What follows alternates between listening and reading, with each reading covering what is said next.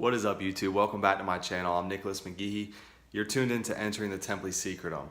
Now today I wanted to get talking about the concept of sleep paralysis, and there's a lot of negative connotations that surround this phenomena, and I wanted to basically do like a little Mythbusters episode and bust 3 of the biggest myths that I have found that surround the topic of sleep paralysis. By busting the myths in the sense of a Mythbusters, I'm not actually going to experiment and show you, because God, that would be boring to watch me sleep. And I snore and I sleep with my mouth open, and I really don't want to lose the small audience that I already do have. So without further ado, let's get started.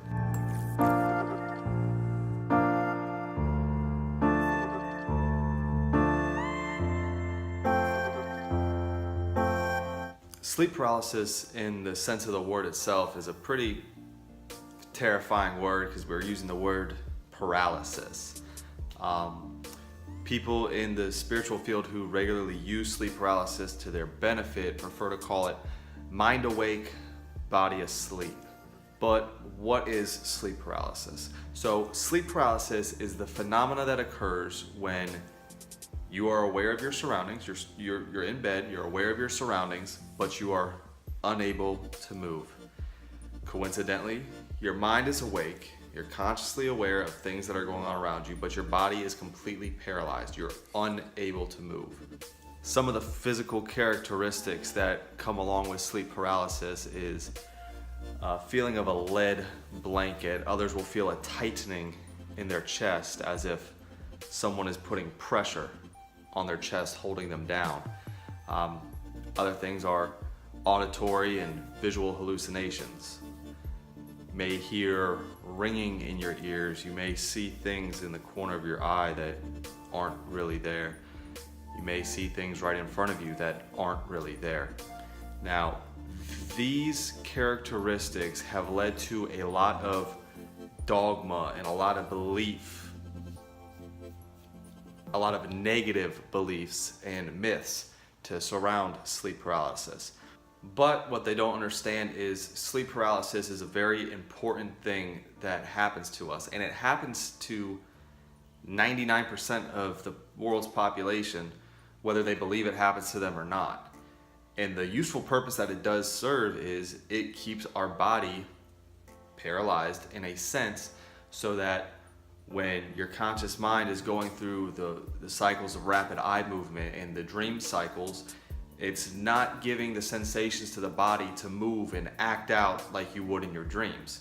It keeps your body still and it keeps your body safe. Now, in one of my videos prior to this, in the topics of lucid dreaming, I did give you a quick rundown on how to induce sleep paralysis for yourself.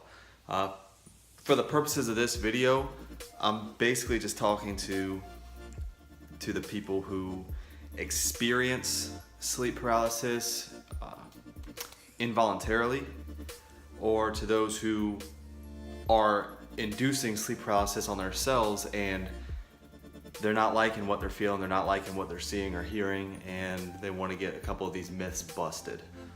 To those people who experience it involuntarily, most studies show that they'll wake up roughly between the hours of 3 and 5 a.m. when their rapid eye movement cycle is the longest throughout the night, noting that we're talking about a regular sleep schedule. They wake up, eyes are open, and they find they cannot move their body. Now, certainly if you don't understand what's happening, that could be a terrifying situation that you found yourself in.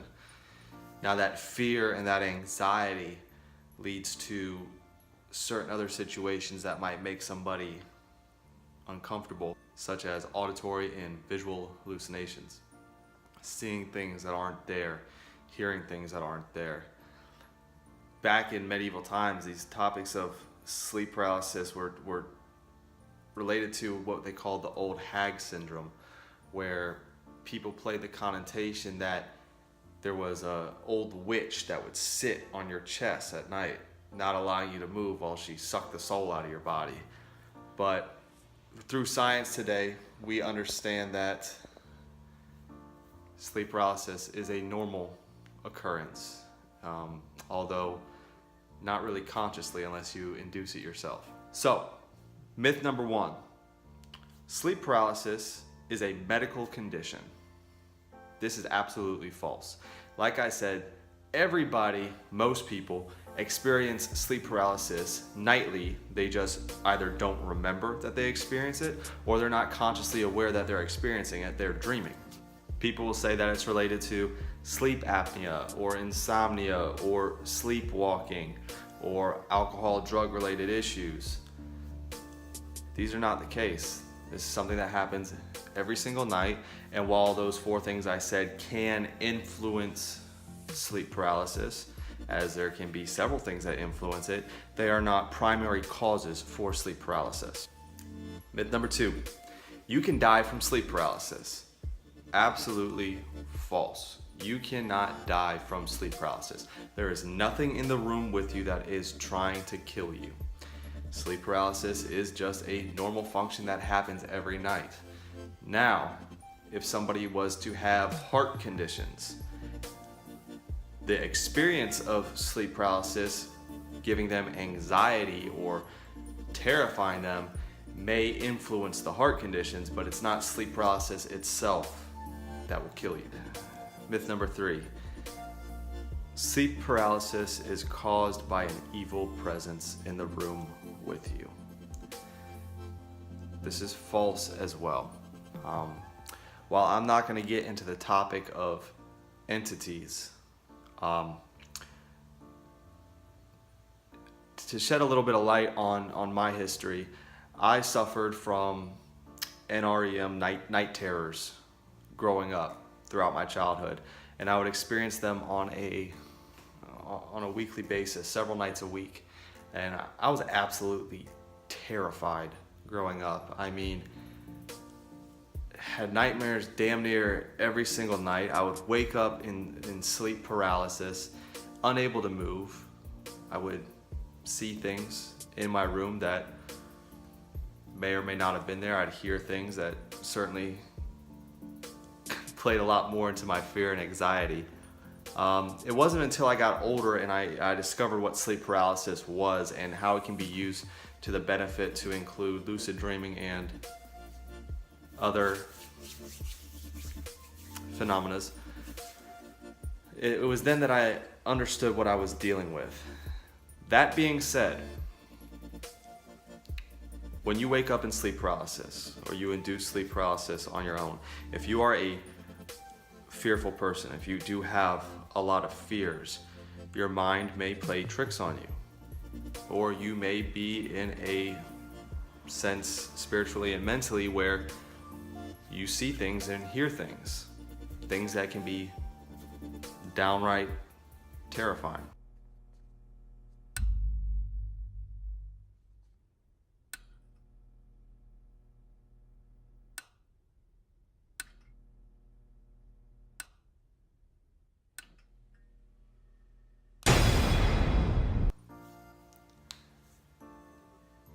The thing is, you cannot be harmed while you are in sleep paralysis. And the more you play into these fears, the more you play into the things that you see or the things that you experience, the worse it's going to get.